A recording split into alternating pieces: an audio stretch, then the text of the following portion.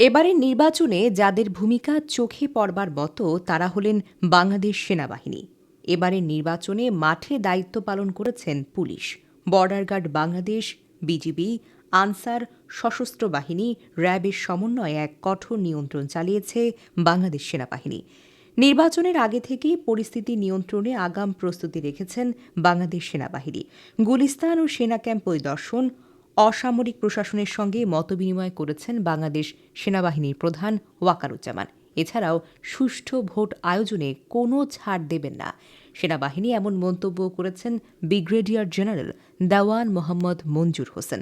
তাদের এই প্রতিশ্রুতির এক অভাবনীয় ফলাফল চোখে পড়েছে এবারের নির্বাচনে।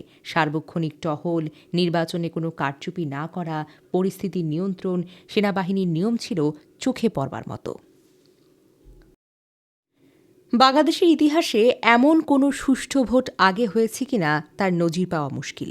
ভোট হয়নি, আমি ভোট দিতে পারিনি, বা আমার ভোট হয়ে গেছে, এমন কোনো বিশৃঙ্খলা হয়নি এবারের নির্বাচন। একটা সুষ্ঠু নির্বাচন আজকে আলহামদুলিল্লাহ সেই নির্বাচন হতে যাচ্ছে। সকাল থেকেই সারা দেশে অত্যন্ত শান্তিপূর্ণ অবস্থা বিরাজ করছে এবং ভোটের একটা অনুকূল পরিবেশ বিরাজ করছে। আমি সকালেই খুব খবর নিয়েছি সারা বাংলাদেশ